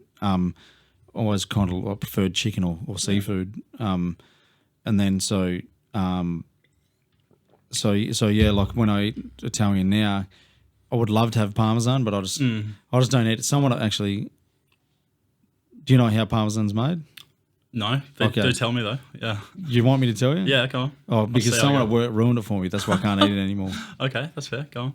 Well, so you know how people say it's like spew cheese? Yeah. Yeah, because they use rennet, which is stomach acid from cows or whatever, from a calf or a cow that's to ferment it or whatever. Oh, I guess yeah. And I was just like, my workmate told me that while I was eating, and I was like, "You're a fuckhead, man." I was like, "Now I can't eat my lunch," because I'm one of them people if I know something, I'm like, "No, I can't get it out of my head now." And I'm like, "You're an absolute cockhead, man," because now I can't eat it anymore. You just ruined it. You're a fucking dickhead, and he did it on purpose. And I was pissed off at him for ages. I was like, "You're an absolute fuckhead." I mean, that's pretty rough, isn't it? Like someone. Yeah, and he thought it was funny. I'm just like, dickhead. I was like, because I'm one of them people now that I'll never be able to get that out of my head now. Yeah, of course. I can't get past it. I know it's weird that I do that, but I can't help it. It's not that weird, I don't think. I think it's like if you like eating something and like you know that it's made with like grotty ingredients or whatever. Like when all that shit came out about the meat pies, and how they had like tongues and shit in them. Yeah. Like if that stopped people from eating it, like that's totally understandable. You know what I mean? Like, and I think that like what you're putting into your body is like your responsibility. So if if it's about enjoyment, you know, if you no longer can enjoy something because it's made from like spew, like you know what I mean, like fair enough. Whereas I'm a bit like I don't really give a fuck. Like no, that's fair enough. You know what I mean? But yeah, like something that did fuck me up was actually learning that feta was goat's cheese. Yeah. Like, and when I found that, I don't know why, but like just kind of grossed me out. Yeah. Like I didn't want to eat something from a goat. Like, you know what I mean? Like goat's milk. Like, yeah. I don't drink goat's milk. Like, you know. Yeah. Well, that's why I've never liked milk. Even when I was a kid, you know how they're like, have a cup of milk. It's good for your bones or whatever. I hated milk on its own. It always made my throat have phlegmy. And then the aftertaste, that sour dairy aftertaste, I just don't like it. Never have. And then so... I've got like I drink almond milk. Yeah, no, nice. Sorry, not almond milk, rice milk. Okay. And I just like it, the consistency and that, and it doesn't really have a flavour. I like oat milk. That's good. Yeah, something. But I had some where it's really strong and it tastes like liquid cardboard almost. You know, you get some almond milks that are so bitter. Yeah, the one so good they make terrible almond milk. I think. Yeah, but you know. That's like, and then you know, soy milk. It's so cardboardy. I'm like, I don't know how people can fucking drink it, but yeah, I can't stand soy milk. Yeah, well, my wife was using. I got a frother thing because and then she wanted to use it for hot chocolate. I said, no, you're not putting dairy in that. And she's like, well, wash it out. I was like, nah. And then she used it, and I was like, now I have to wash it 30 times for a year. I'm just gonna keep scrubbing. I'm like, and then I'm like smelling it. Oh yeah, and man. I don't know. I just have a complex about it. I was a weirdo like that. That's fair though. Like I think if the fact that if you leave milk like in a glass on a counter for like 2 days, it will turn into like. It's like it'll just evolve into this like creature on your bench. Like the fact that it does that is like it's kind of gross. Like why am I drinking this? And I'm like, why am I drinking like an animal's milk? It's for babies. Like it's for baby cows. Yeah, and it's like we're the only other animal that drinks other animal's milk. And it's, to me, I don't know, I'm just like nah. I mean that's fair, but I mean like I'll still drink milk. Like, but then I eat cheese on a burger or something. Yeah, I know. You can't. The rule applies to some things, but I mean I don't know, man. I find that like. That food and like even like just like certain habits at home, like when people are doing their own things, like if everyone's like got their own way of doing things, like that's like I would never judge someone's like not liking something or like you know what I mean? I mean maybe some shit like if you slept in the cupboard upside down or something like that'd be a bit like you know that'd be a bit sus, but yeah. Sleep in the cupboard upside down. Yeah. Who does that? Is that a vampire thing? Yeah, I was going to say, isn't that like a vampire? I don't know if they're upside down, but... Yeah, I sleep in the cupboard sideways. My pillows. Folded up with a pretzel. Yeah. I'm not flexible at all though, man. I can barely I can't even touch my toes. Yeah, I can't either. No, me either. I actually should do more because I sit on my ass for a living, then sit on my ass in the car on the way home, then sit on my ass on the computer or in front of the PlayStation.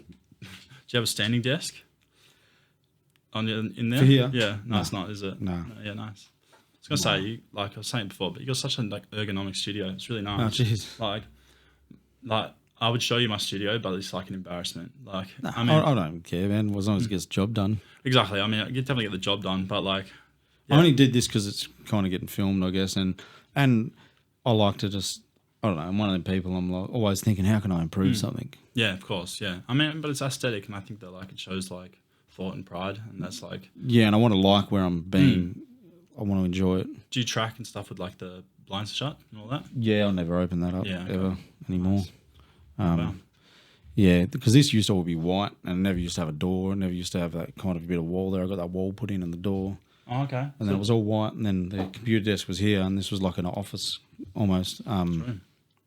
Which I kind of sometimes I wish I kept it all white and nice and fresh, and like, but then I'm like, now it's like this dank, dark dungeon. Yeah. Well, you can't write dark music in the white room. You know what I mean? Yeah. What are you gonna do? Like my studio at the moment's in a room with it like used to be like a kid's room. Yeah. So it's got like a Stars and wallpaper shit. along the top that's like there's bunnies and like fucking Unicorns and shit. yeah. It's so bad. Like I just look around, I'm just like trying to write some heavy shit, and I'm just looking up. I'm like, That's like when I used to live with a mate. I had a set up in the spare room at his house, and it was the before he bought it was like a girls' room, so it had all pink paint, and then on the wall is like girls' room, and then a unicorn and that next to the computer. And I'm writing metal in. yeah.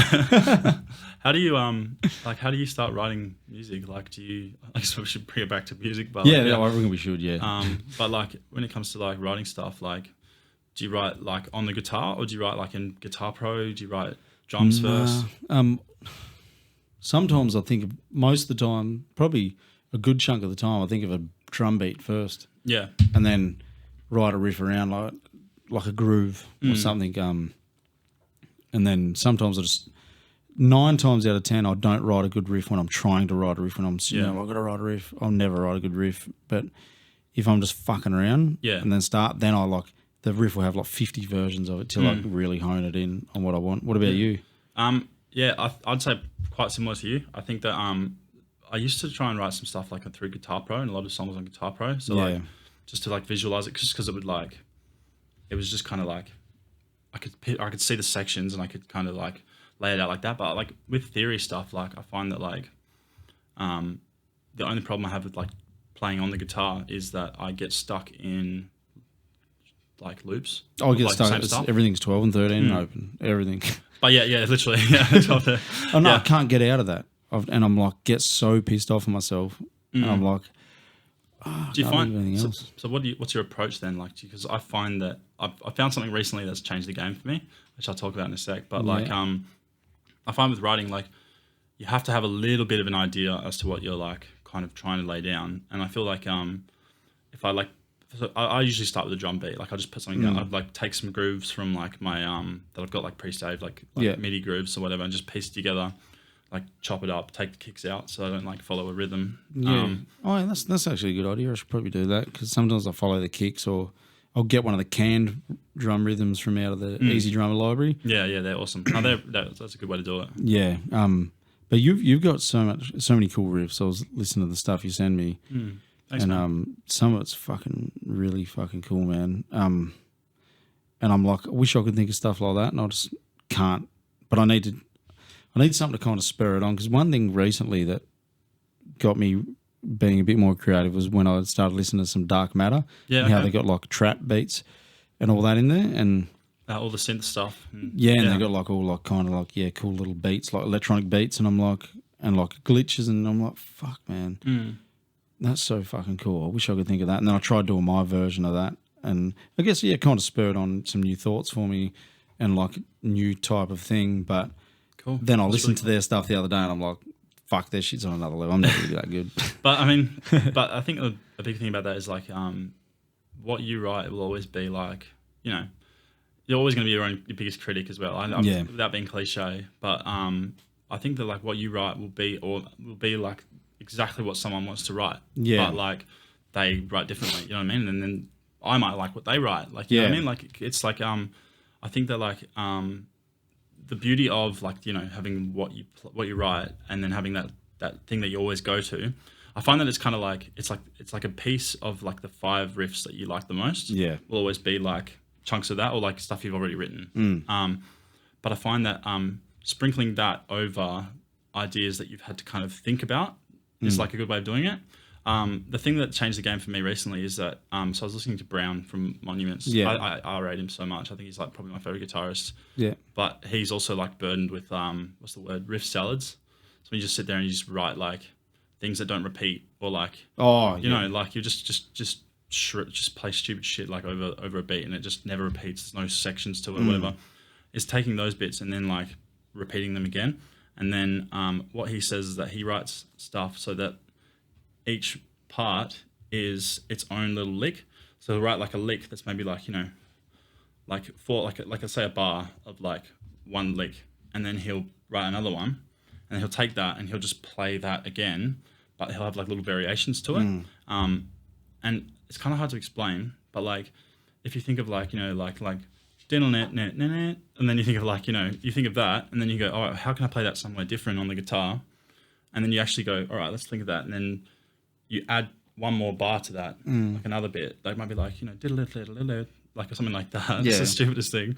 But take that, put it somewhere else on the guitar, and then add what's it called, accentuations to certain notes. So like, you know, like maybe bend this one, or like start it on a bend already, and then come back to it, and then just add that through, and it just makes riffs. And I just couldn't believe it. Like I was like, what the fuck? Because you should send me that. Yeah, I'll even try and I'm thinking of like trying to do it like, I guess like speak on it better, you know, in a way that I can kind of like get the point across. But I kind of get what you mean. Yeah, but if you can, just send me that thing, because I'm stuck at the moment. Like I'm stuck on a few songs, and I'm just like, I don't know what the fuck, dude. I don't know where to go. And then my biggest thing though, I'll listen to like bands like say like Dark Matter again or something, and then I'm like, I get so disheartened because I hear that, and I'm like, oh. And then I listen to my thing, I'm like, oh, fuck, maybe I should scrap all my shit and start again or something. Yeah, I've got to stop doing that, because they're writing different music and they've got different, what is it, like, it's different sound. Yeah, it's sound. And it's like, we're not sound like them. I'm not trying to sound like them, but like I compare how cool their stuff is, and it's like, but there's a different, I've got to stop doing that. I think like songwriting is a journey, like it's without being all like, you know, I'm not going to get all deep with this, but I think like, you know, when it comes to like songwriting, I think that you sometimes have to, like, there's so much go with music, and it's always like, you know, you write something and you're about to like release it, and then you release it and you're like, yes, this is sick, and then you're like, okay, next thing, and you're onto it. But it's like, and that's why one thing why I love doing music videos, because I feel like you really celebrate, it really feels real when you film a music video and they have it like playing loud, like, you know, in the room, and you get to like you get that feeling again of like enjoying your own song. And I think that like you got to sometimes just remember that like you're doing shit that people wish they could do. You're doing stuff that like people would love the sound of. Like that song, what's that song you sent me recently? Oh, Silhouettes. Yeah, that was so cool. Like I thought that was like a really like matured like version of like where you've been going, and that just shows that like, you know, if you're conscientious about what you're writing and you're not just doing the same thing over and over and over and over and over and over, and I mean that in like a melodic sense, as opposed to like, you know, a sound sense, like a genre sense. Oh no, I know what you're saying. I think that's just like, that shows that like, you know, what you're doing is like, it's progressing, and I think that like, you never know what's going to be your best song. It could come out at any point, you know. And writing, I don't know about you, but I have such massive changes of what I want to write based on like my mood or whatever. That's right. Yeah, we've got, say, 3 songs, and they're wildly different to each other. Yeah, because like and trying to conform to a sound is like the worst thing you could ever do. I think. Like I think that you should be allowed to branch out a little bit. Like with us, I'm very, very lucky with the band that we're in, and I know that like most people probably know of us. Like we're probably like a bit more. Like we're probably a bit more radio friendly than most people's bands, I guess. Like in our genre anyway. Yeah. But I see that as kind of like a freedom. Like I don't write pop songs. I don't get asked to like, you know, no one's saying to me like I'm not hearing from any other boys like, you need to write something more like a bit softer. Like, you know, no one's doing that. Like, and the stuff that we're about to release is like some of the stuff is the heaviest stuff we've ever done. Like, I think that is that some of it here that I think that bit is a cool bit. That's quite heavy. Is that from the newer stuff? That is the newer stuff. Yeah. That's Do you want to play it? Yeah, if you want. This is a song, part of a song that like is like a progression. So like we've taken the heavy a little bit there. But yeah, play it if you want.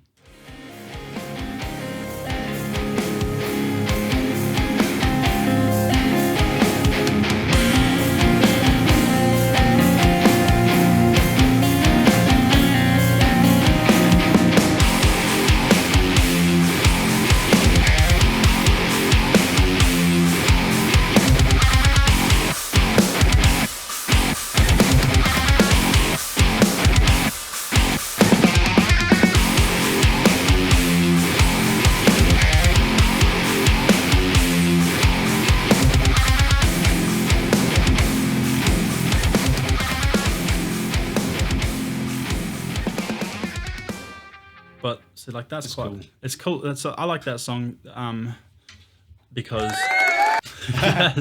yes, I love it. I like that song just because that's like I really wanted to like make that song a progression. So like there's a lot of levels to that. I like how that riff has like the open but the choked bit, and then you got the real the chug bits as well. Oh yeah, so like the variation, how it changes. Yeah, I like that. That's one of my big things I really like.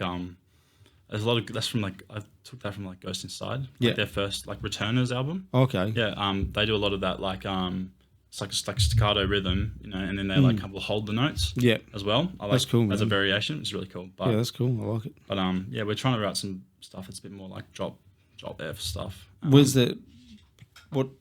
you get that tone from? Kemper? So there's just usually just use Kemper tones. Because I've tried. I like Neural DSP. I like STL tones. I like Clairvoyant, and some of the other ones. Even some of the guitar rig stuff from Waves and all that. Oh yeah. That's all right. But yeah, it's just nothing beats the Kemper. I found. Yeah. I don't know if that's taste or whatever. Yeah, it's the best, isn't it? I've tried STL and then Neural on that, and I just never get a tone on there that I'm super happy with. They sound thin and empty to me. No, fair.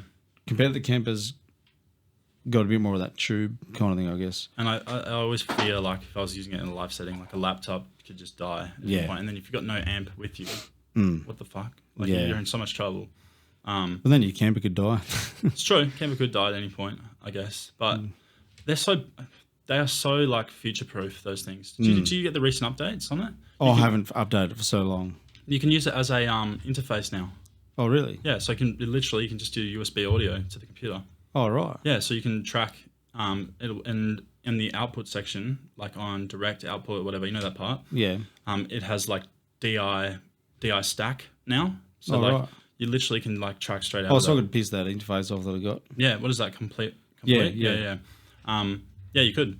And you can use the profiler, and it comes up as like input one would be like profiler. Because they haven't made a second version of the profiler. Like they've had the same thing for so long now, but because it survives on updates, software updates. It's unbelievable. I've never heard of anything like that before. But they do need to fix a rig manager. That's so shit. It is. It's so fucking shit. There's a new update for that too. It's still not really any better. Why can't they just fucking fix it? yeah, I know. Fuck's sake. Like you have to I every time I like go to use Rig Manager, I'm like, fuck, I need to like save my profiles, and so that because you delete them by accident and shit. Yeah. Or like if I plugged it into, so I use Mac mostly, but I've also got like Windows PC, a new one. I bought some built one from some guy. It was like 36 gigabytes of RAM or something stupid, like just a workhorse, but. I plugged my Kemper into it. I didn't think anything of it, and it literally downloaded like my version of Rig Manager onto the Kemper, and like I had no bass tones anymore. It took all my packs, it took all my like custom made ones, and it just deleted them. And I was like, if I hadn't had that saved on the Mac, I would have been fucked. Yeah, I've had that before where I've had to then redo everything because I somehow fucked it up on there. But now we're gonna have to change it all because we're gonna go in ears. Yeah. Okay. And then obviously going to go to front of house, I guess. And then don't know if we're going to run cabs or not because we haven't tried it yet. Do you run a cab? No. No. I run a cab at home because so I recently came back to that. A cab at home is good, but not. Is it weird on stage without that sound hitting you? It depends really. Like I know that bass players find it weird because apparently like a lot of them, they like to feel the bass hitting it's them. that low end thing, isn't it? But for me, it's like, if I can have any amount of if I can have any sound reduction for while I'm playing on stage and just to hone into what I need, It's so much better. Like I don't like having like so I always struggle to hear fucking foldbacks because I'd have this cab blowing like the sound. I'm the same, yeah. And I can just never get a sweet spot, or maybe every now and then the sound you have an okay sounder, you get a sweet spot, and you can. How dog shit does rehearsal sound? Yeah, like just as a guitarist, like you can hear the drums, you can hear vocals, you can hear the guitar in parts and stuff. Yeah, but it's just a mesh of noise. Yeah, right. In-ears just take that away. Like you just, that's good. I just run Kemper straight into the desk. I can't wait to give it a go because we're gonna jam soon. I'm just finishing up writing some stuff, and then we're going to jam some new songs. And because the thing is, we're getting a song mixed and mastered now. So we want to get the backing tracks from the guy. So of course. So don't really want to jam till we get the backing tracks for all the 3 new songs, because then we can jam with all that. And then our first gig's going to be that one in December. Oh, cool. Yeah. Cool. That's good. That's cool. I'm looking forward to that. Yeah, that'll be fun. Can we even say anything about that? I don't know. I was thinking about that on the way here. I was like, I guess we could say something's happening. Something's happening in December, But there's a storm coming. Yeah, actually, super exciting. Like definitely not going to be disappointing. Yeah. But and I find the main thing that you have to adjust to is like if you're going to use a click track and stuff. You're going to use yeah. So what do you play to your drummer? Can you hear the drums? What do you have in your in-ears? Depends. So for the show, they mic the drums up, obviously. So you can have a feed for that into the mix. But I mean, we don't mic drums up at the rehearsal room. Okay. But I can usually hear the drums through my in-ears anyway. Oh, okay. So do you ever just throw like a mic on the ground otherwise to pick up just ambient drums? Yeah. We do that for stage sound, like for crowd sound, because a lot of the time people will like speak to us during when we play. Like okay. Ours would just be like, everyone would be like, fucking hurry up, fuck off. Yeah. Shut up, next band. They just shout stupid shit, but like, fair enough. Everyone's always drunk by the time we play, like, but I do have like an ambient, I guess, stage sound one, but not for drums. But we play with the click track, and I like to have so I guess for my in-ears, I like to have my guitar, and we have a reference track as well in the mix. Oh, because that's what I was wondering. How do you know where you are? Because do you ever get lost? I don't, but I rehearse a lot at home as well. So I'm pretty I really like try and key into that. Like I guess I'm really, really, really familiar with everything. Do you rehearse at home with in-ears ever or not? I guess it's like just jamming on my own. I jam the songs like heaps before I even go to the rehearsal room. Yeah. Because like when I first started playing, like I remember like I just had this issue with like where sometimes I would just like making mistakes for me is such an anxiety. Yeah. Like I like to be so ready. But the rehearsal room is scarier than a performance, I find. Like when you're in the room with your boys, like playing, that's scarier to me than actually being on stage in front of people because they know the song. Yeah. They know the song so much better if I fuck a lead up live or something, oh man, it ruins the rest of the set for me because I'll sit there and I'll be so annoyed and then I just don't get into it. Yeah, I know what you mean. Or like you just fuck up one little bit and you just like you're so hard on yourself. Yeah. And then people will be like, "That was sick," and then you just don't believe them. Yeah, they're like, "No," and I'm like, "No." Like, did you hear the mistake? And they're like, "No, what mistake?" I'm like, "You're lying." Well, you know what was worse for me when we played over East because we were playing with Volgarite, and I know that Dan James is amazing at guitar. And then I had some leads, and I had a fair few beers under my belt, and I fucked him up so bad. And I'm just like so embarrassed. I don't really know him, and I'm like, man, this guy must think I'm so shit. And I hit him up to come on the podcast, and I'm like, he probably just think, who's this fucking loser? I think that's part of like being a guitarist, man. Is like you have that like you're just never gonna you're never gonna recognize how like how good you are. Like I still think I'm rubbish. I still think that like but then I look back at like what I was writing back 6 years ago. Yeah, that's now, true. Yeah. But you're right. Like I know that feeling of like when you're playing with a band. Like we played with Crooked Royals over East and in New Zealand, and their guitarist is like he's unreal. Like he's like he's like Jason Richardson good. Yeah, like Jesus. He has to like his like warm up routine is like he has to like shred for like half an hour before he plays every show, and he's like super meticulous and stuff like that. So I was like, fuck, I'm actually kind of nervous to like play my leads and stuff like while he's in the room because he's standing there watching. You know what I mean? Yeah. I'm just like, fuck. But then he was like, oh, that was sick, all that stuff. And I'm like, yeah. Well, was it? I fucked up so much. Like, yeah, I know what you mean. Yeah, man. But yeah, how do you? This is one thing I wanted to ask you. How do you find like the mix between playing well and appearing like present on live? or like even just like for a show? I think that's why our songs now we've started to simplify them a bit, because our older stuff was a bit more technical when I was looking at the guitar heaps. Yeah. And not really get. But now I want to focus more on what's going to go over well live. Yeah, for sure.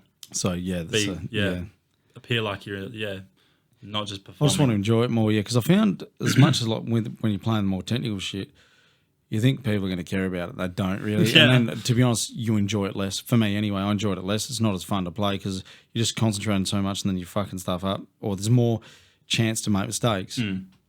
Pressure's high. You don't really enjoy the gigs as much. But then when they're simpler, it's just simple, bouncy, fun shit. Everyone loves it. You're having fun. And then so I found that it's just like a win-win doing when you pare back the songs a bit. And what about you? Yeah, so I think like I'm probably at the stage where like I'm writing it now a bit more simple to like be a bit. We've noticed the importance of like choreography and stuff as well. Like we used to choreograph back in the day, and then we're writing simple stuff. The music we used to play, maybe like when we first started, was really quite simple. Simple, but I mean like still metalcore, but like and I found that like I really really hated when I had to focus intently on what I was doing as much. And now like the set that we just would be playing at our last show, which was with Caskets and Wind Waker, that set was kind of like, it was fairly technical. And so like I watch myself like on the videos, and like my girlfriend always like films parts for me from the side, and like I'm just like, fuck, I'm just like looking down like half of this set. You know what I mean? Whereas I used to kind of like, my whole thing was like I used to just like jump around on stage and like, go wild and check out what the crowd's doing and try to get people into it and that. Exactly. And then now we have like, I think we have a lot more people that come to our shows now, and it's like, I kind of feel like the pressure of like wanting to put on a performance as opposed to playing the musical piece correctly, because no one notices when you play what you play. Like my mistakes are so like, their mistakes are there, but they're like so minimal. They're never like, I'm not bending flat notes or anything like that. It's just like, I know what you mean. Yeah. Well, that's like the way I think about gigs now, because I was saying that with that, Josh Grenfell was saying, running backing tracks now, and I said, like, now I'm more focused on what's like we're going to put on a performance. They're going to come enjoy the show, rather than like worrying about like if some guitar geek in the crowd's going to get off on my riffs. It's more like I want to worry about like, if we're going to have more shit on the backing track, I don't mean like more so I'm playing less. I mean, if we're going to have more cooler backing tracks and that, and make that more of a bigger professional, sound, then I think I'd rather that people come and be blown away by the live show. Yeah, 100%. Yeah, rather than be blown away by how cool my riff is, my super technical riff that no one gives a fuck about. I mean, they might not even be listening to you. Like, you know what I mean? They might be listening to the vocals or something. Yeah, that's right. And they're just getting into the whole thing, and they're not going to really focus on me. They're going to, let's put on a whole good show. And you see people go like, because we played a show over East, and one band over there, apparently they kind of said something about us like, oh, we're on a backing track, or had a bit of whinge because they don't. And it's like... A backing track? Yeah. What are they? Yeah. Yeah, and then I was just like, well, everyone went off for us, so like, whatever. Yeah, no, literally. And this is a problem with the metal scene, like, as much as it's full of amazing people, it's just full of like, super judgy. Yeah. And like, if someone's like that to you, like, who gives a fuck? Like, you know what I mean? Like, like, music is so subjective, and guitar playing is subjective. Like, whatever. Like, I don't sit and watch some band and go like judging their guitarist. Like, I'll definitely be paying attention to him, seeing what he's playing.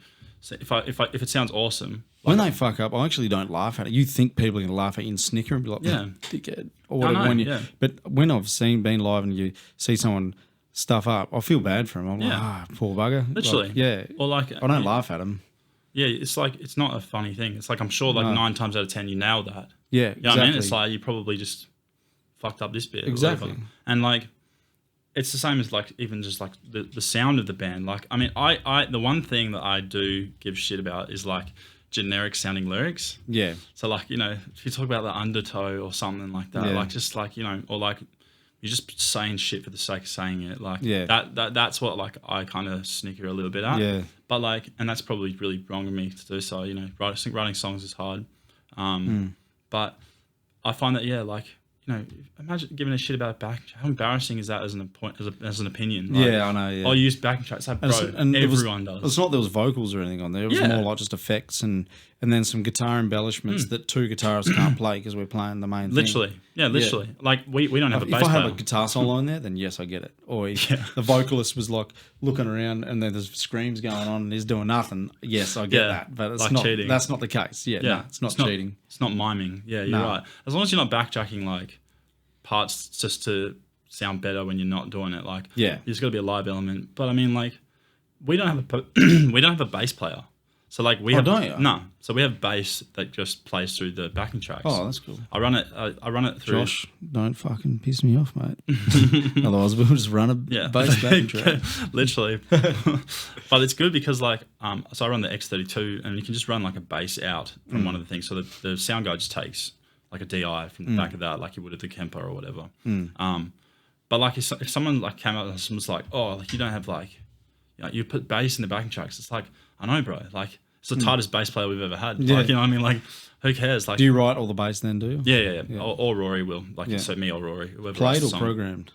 Programmed usually. But I have. It just sounds better. And like our producer prefers to have stems that are DI cleans. So for guitars, like I record my stems at home for him and send them to him. I'll do the same here. Yeah, it's just so much easier, isn't it? Not paying for like. Well, we don't go to a studio at all, so none of us. Oh yeah, no, yeah, that's right. Yeah, is your guys based in Perth? Yeah. Yeah. Okay. Oh, what the your producer? Yeah. Well, we usually use a guy over east, the Gareth Hargraves. Okay. But we were thinking on just changing up and using Cody Brooks. Okay. Yeah. Maybe you know we've sent him something, see how it comes back, see if his meshes with what we want. His mixes are good. Yeah. Yeah. Just want to try something different. Yeah. So might not work out. Who knows? Would also definitely recommend our producer, who's Ryan Botha from Audax Studios. Okay. He used to be the singer of Cupid Falls. Well, he still is, but you know. Yeah. Right.